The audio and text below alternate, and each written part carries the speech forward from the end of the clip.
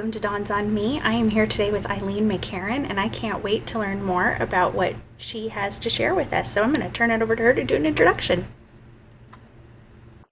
Okay, thank you, Dawn. Well, I'm one of the founders of Colorado Ceasefire, but I'll back up a little bit and tell how I got into working on gun violence prevention. And I've always done this as a volunteer. I'm not a paid ED or anything.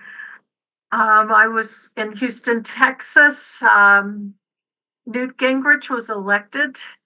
He wasn't elected, but he elected with the Contract on America program back in '94, and I was just quite depressed about being in Houston to begin with, and we had just arrived there, and then I just outraged at all the stuff that Newt Gingrich was proposing, which was just like 180 degrees out of everything I cared about. And, in actuality, that was not as bad as Trump in 2016 and now Trump threat now. But anyways, I was just like, what can I work on? I can't work on everything. And at the time, George W. Bush was elected governor of Texas also, and he had campaigned on one of many things was that he would adopt a concealed carry program, and his predecessor, who he ousted, had vetoed such a program. So I was like, this is crazy. That's what it is. That's what I've got to work on. So I called Brady in Washington and says, are you working on this down here in Texas? And they hooked me up with a group called Texans Against Gun Violence. It's what you might call a small club, or some people called it oxymoron, but it does not exist now, although there is there's a successor group in Texas now that's quite active. And I just got working with them. We were unsuccessful at stopping the concealed carry bill, but I got involved in the whole movement and learned all, whatever things I know probably about dealing with things politically and how to do campaigns and other things. Anything I have learned was at the feet of Dave Smith, who was the head of that group. Anyways, I was actually working in Texas. I was a geophysicist for Amoco. And then Amoco decided to merge with BP. And in '99, we moved here to Colorado. We quit our jobs with Amoco. We decided it was time to get out of the oil biz. And so we went to our bosses and said, can you let us go? And so we picked up our things and didn't know quite where we were going and ended up in Colorado.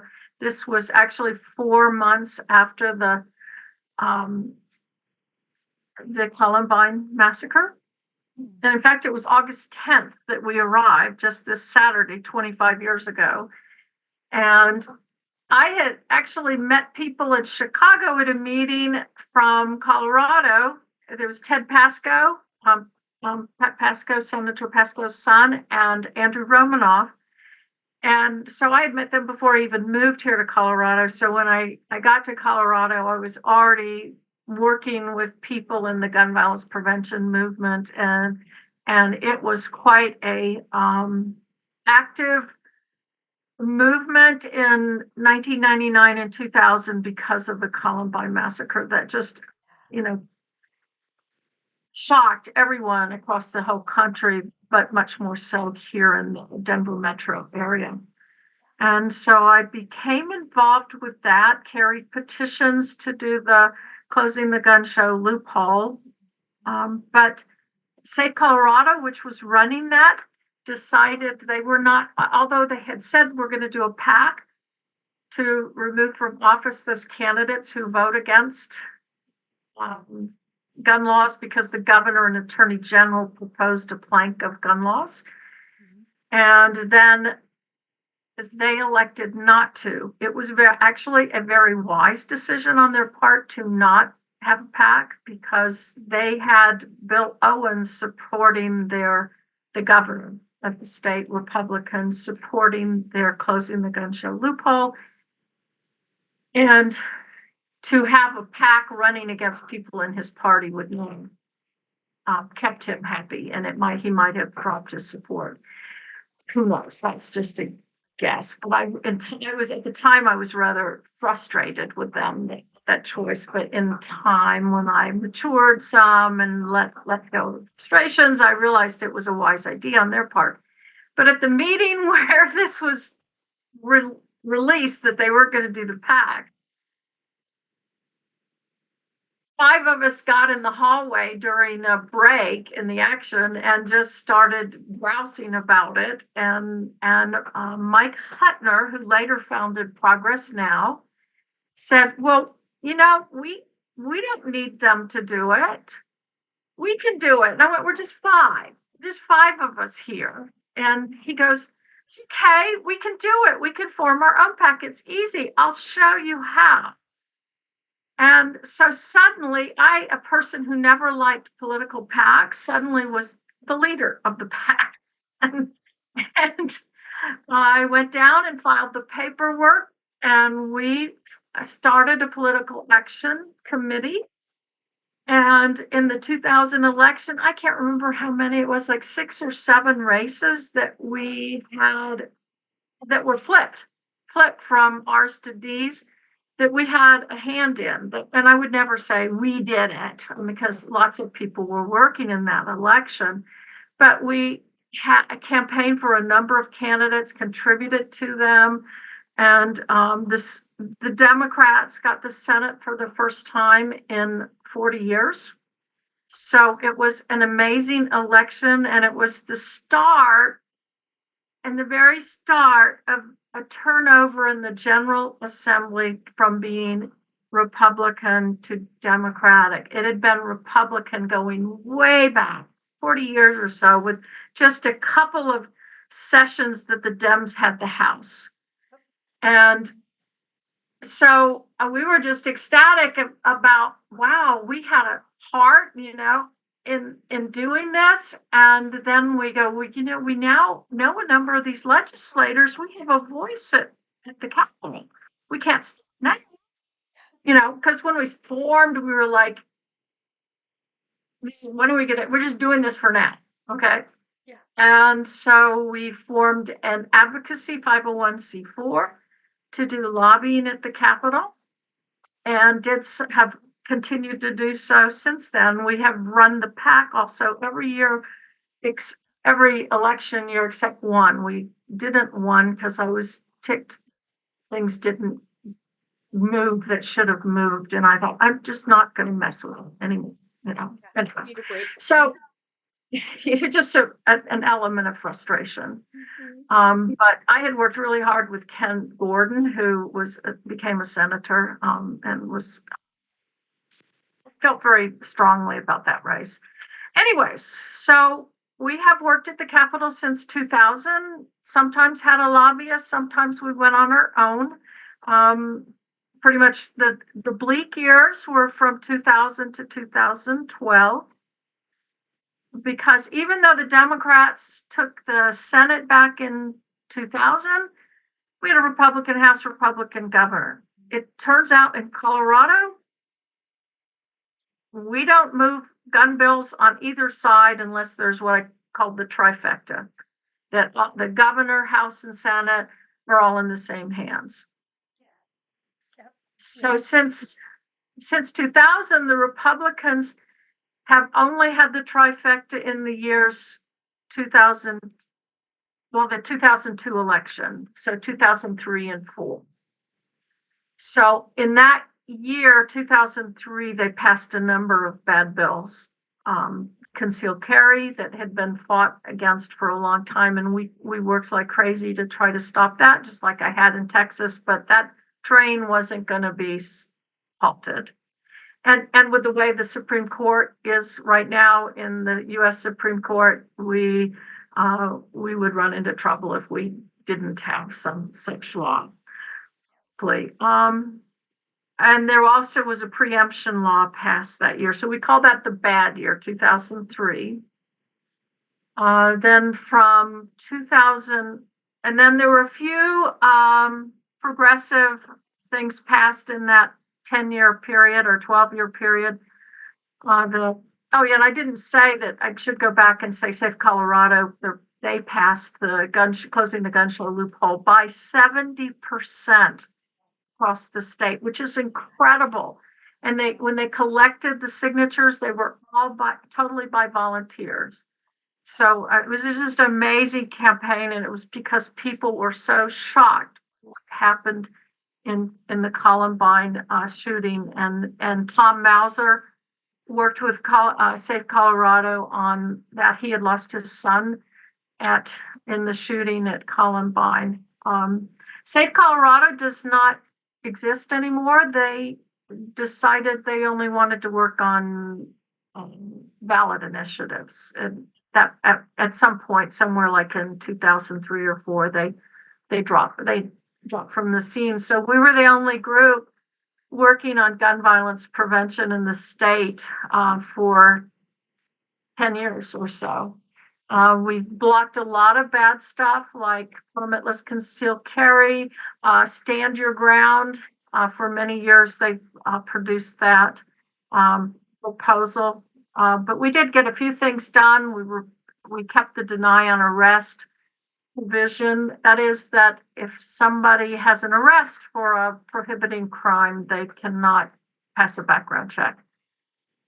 And tighten some of the reciprocity rules on concealed carry. And when I say we, I should really acknowledge it was the legislators who did this. We just were helping in the testify and providing information. But then in 2012, the Aurora Theater massacre on July 20th, and where 12 people were killed. And our lobbyists convened stakeholders to discuss what we should do in the 2013 legislature to address yet another awful massacre that grasped the nation's attention such that people say, Colorado again? And we met every month. It was domestic violence, gun violence prevention, police chiefs association, mental health advocates, and even the sheriffs had a representative there. Their legislative liaison met with us. And we hammered out proposals over the months that we could all agree on that would go forward.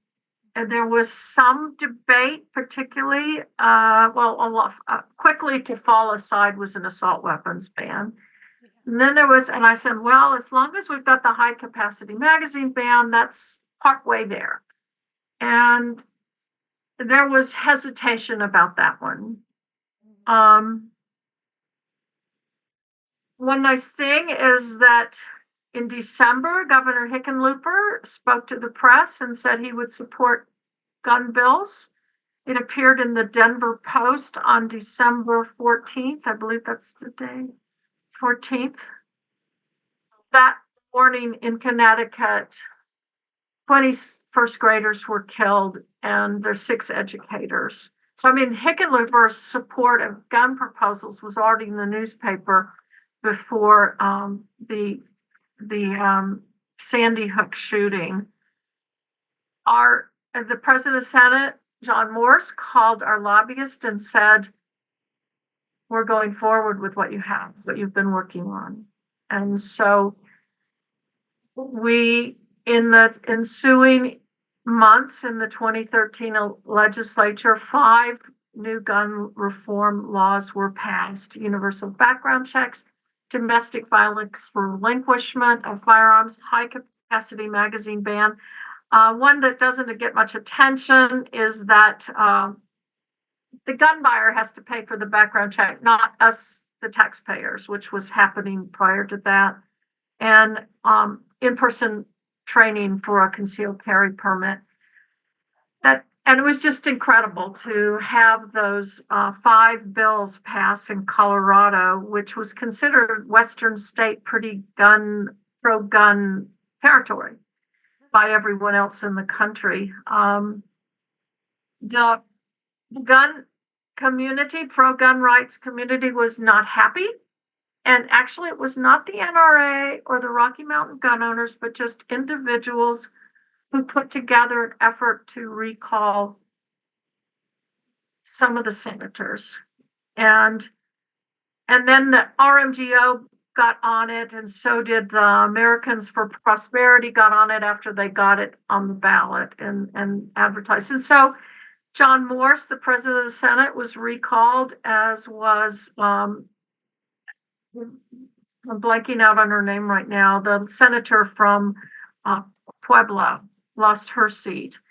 And then later, they made an effort to remove Evie Hudak, senator from Arvada, Westminster, and she elected to resign rather than face the recall, which probably would not have gone in her favor, seeing what happened with the September vote.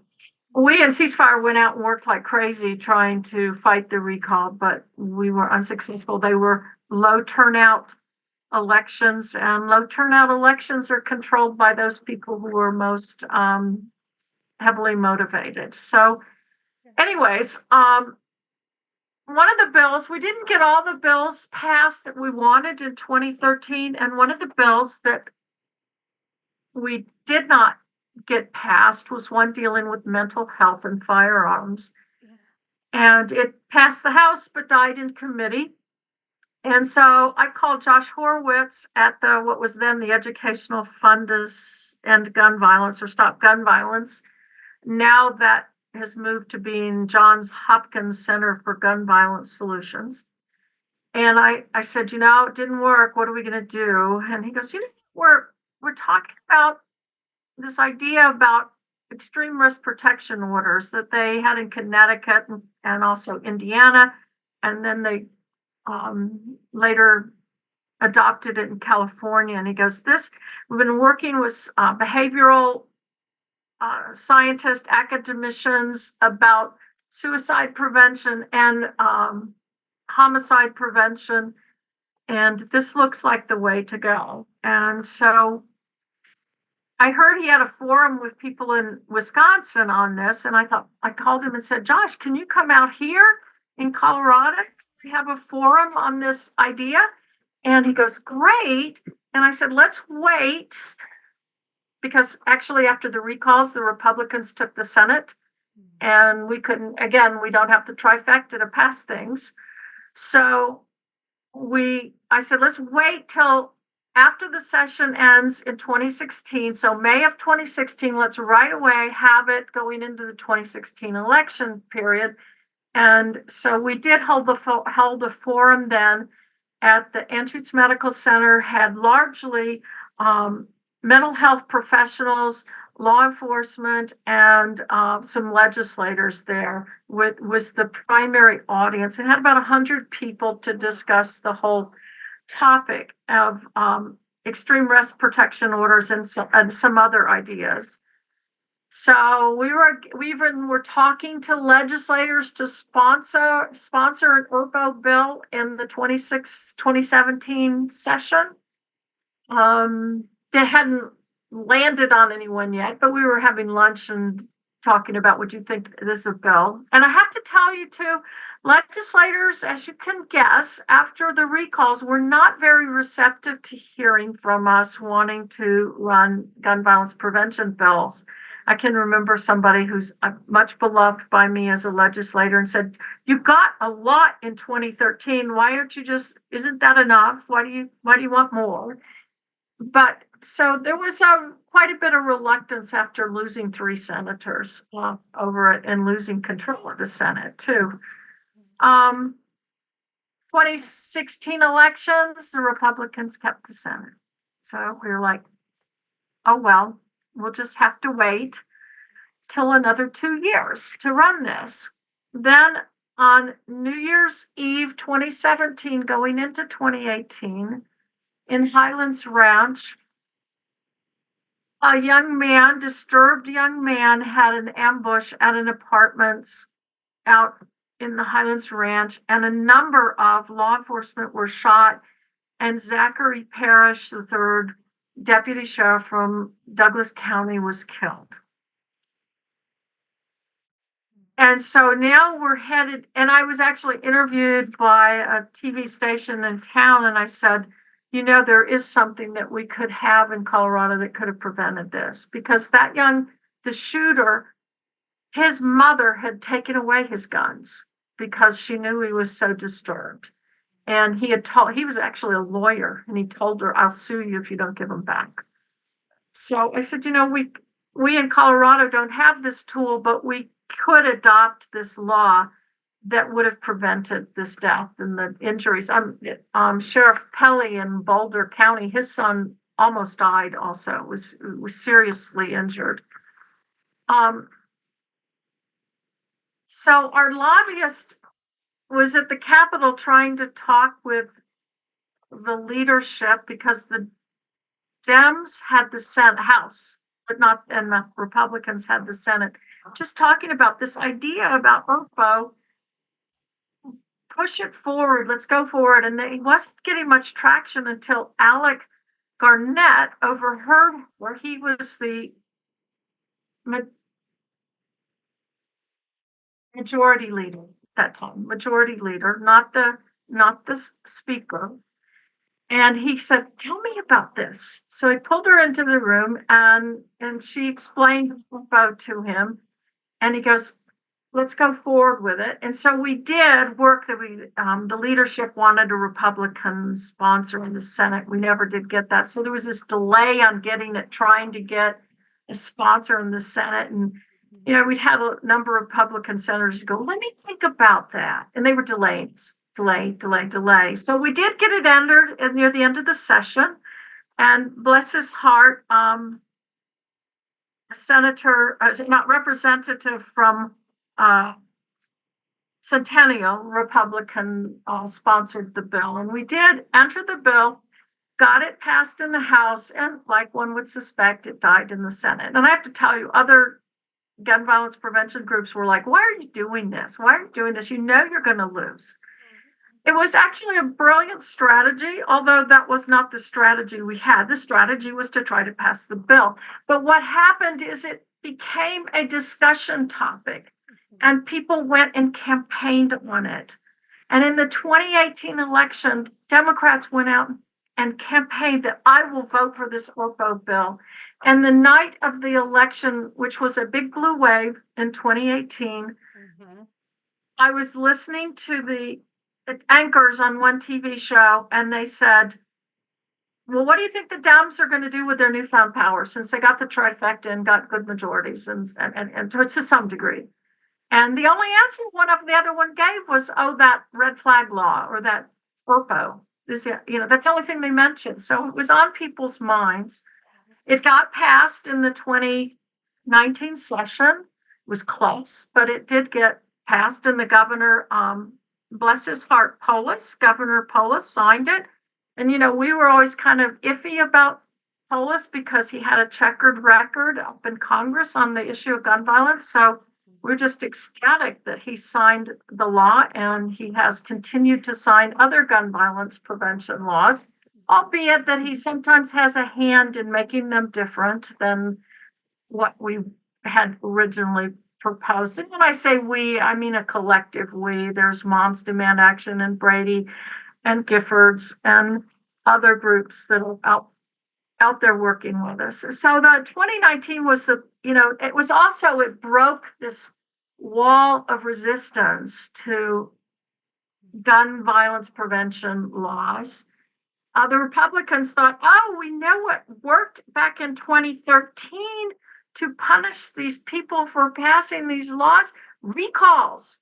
And so they went out and tried to recall a number of legislators, and they all fizzled, totally fizzled, except one up in Weld County, it really fell by other reasons that had nothing to do with her votes.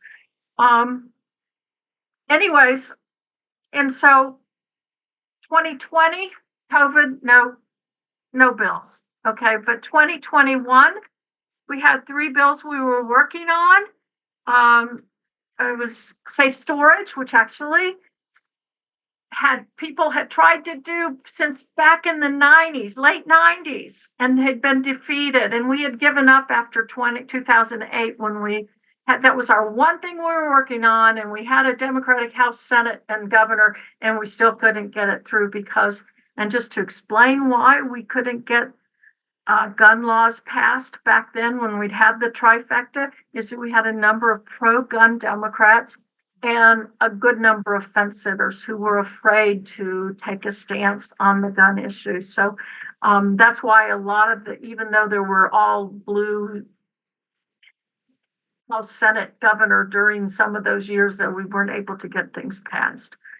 So that was, and a reporting of lost and stolen guns, and a domestic violence relinquishment enhancements to try to make that a stronger program. Those underway when the Boulder King super shooting happened on March 22nd. So it happened right while the legislature was going.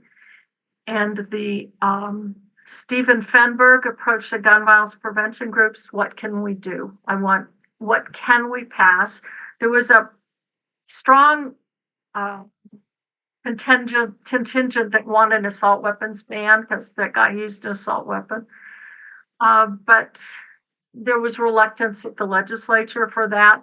But there were a lot of other great things we could do. And so 3 other bills were added into the mix at that late time. One was repealing the preemption that was passed in 2003. And also, we repealed preemptive parts of the concealed carry law that was passed in 2003. And additionally, expanded the background checks so that what people call the Charleston loophole, it's that there's a 3-day waiting period, or not 3-day waiting period, that the FBI, CBI has only 3 days to clear a background check. And if they can't figure it out, if they're in doubt about it and they can't deny it, the sale can proceed. We changed that in Colorado. That's nationally everywhere. And that's why it's called the Charleston loophole, because the shooter at the Mother Emanuel shooting, I think it was in 2015, if I remember right, he should not have been able to buy his gun. They couldn't figure out things in the court records in the 3 days. So we changed this in Colorado. So it's an infinite number of days, I guess is the best way to say. You have to pass a background check to buy a gun. There's no forgiveness if they can't figure it out. They've got to figure it out. And the other thing we did in that background check is that if people have violent misdemeanors, they cannot purchase a gun for 5 years. It doesn't affect possession, just purchase. I was actually years ago asked Garen Wintemute, who's a researcher at University of California, Davis, if we could pass one law in Colorado, what should we pass? And he told me that misdemeanor prohibition. Because people who have violent misdemeanors have a propensity for violence, and they're going to escalate to higher awful crimes. And then we also established the Office for Gun Violence Prevention. So a lot of that happened in 2021. I'm going to move to 2023, where we enacted 6 gun laws. And this was following the Club Q massacre, although I'm not sure that they were as related to the shooting as the ones in 2021. I mean, in 2021, they were quite related because there'd been the issue of preemption because City of Boulder had passed an assault weapons ban. And then a judge 10 days before the shooting overturned it on preemptive grounds of the 2003 law. although the shooter bought his gun in Arvada. The other one was the shooter also had a violent misdemeanor record. And so he would have been prohibited from buying that gun if we had had that law at the time. But in 2023, moving ahead, we had 6 new gun reform laws passed. We overturned a 2000 law on gun industry immunity, where you can't sue the gun manufacturers, dealers, distributors at all. And if you do, you have to pay their court costs after the case gets thrown out. And that happened to Lonnie and Sandy Phillips, whose daughter was killed at the Aurora Theater. They sued Lucky Gunner, who provided the thousands of rounds of ammunition online to the shooter in Aurora, and they ended up with a $250,000 charge against them to pay Lucky Gunner. They never did. They went bankrupt rather than ever pay the company that provided the ammunition to their daughter's murderer. So there's still a federal law, but it's not as strong as the awful law we had in the state of Colorado. We provided a minimum age for gun purchase of 21. That is under injunction right now. We enhanced the OPPO law. And again, I want to say we, I mean collective we of many groups working on this. So I would never say it's Colorado Ceasefires alone. We have initiated a number of these laws, but we're not the only ones there working at the Capitol. A ghost guns ban, and that also a ban on machine gun conversion kits or devices. A waiting period of 3 days, that's under a lawsuit. And then also the stuff on municipal court on domestic violence. The 2024, this year, I think we were exhausted by what happened this year. I think there were like 17 bills that we were working on one way or the other. But 8 of them became law. The first one I'll mention is that the CBI now has the ability to investigate illegal firearms activities. There are many things that, the first thing, it's called CBI, Colorado Bureau of Investigation, but actually they can't investigate unless they're invited to or requested to by a local law enforcement agency. This gives them the ability to do it on their own, if they observe things. The example they were giving in it is that if there's a lie and try, people, we all know about this one. Hunter Biden lied on his form to buy a gun, and that is actually a severe offense, but rarely prosecuted. Hunter happened to be, he would probably never have been prosecuted except his father was president of the United States. Otherwise, it probably would have slipped by or maybe not made such a big deal of. But anyways, because it's very rarely prosecuted, but people who were lying to buy a gun, they probably have some ill intents for what they're doing. So CBI knows when they have done the lie and try. They notify local law enforcement, but not enough is happening on it. So CBI will now have the authority to go and pursue some of those cases. We are also anxious for CBI to go after the gun stores that are selling high capacity magazines. We went down to Colorado Springs. I should back up and say I talked to the sheriff the previous year and said we wanted to know where the Club Q shooter got his 60-round magazines because they're illegal. And he said, I know that no gun shop in the city or in the county of El Paso is selling these. So we went down and checked and went to about over 30 stores, and nearly half of them were selling these magazines, these illegal magazines. So that was part of the thing we were anxious to share, and is part of the thing that CBI can start cracking down on these gun stores who are so flippant and cavalier about our state laws. And you can go to gun shows and you'll find 100 round magazines right there on the counters that are totally illegal, but they don't care because the sheriffs have not been enforcing it. And even when informed about it, they are not enforcing it. What else was I going to say? So that was the CBI.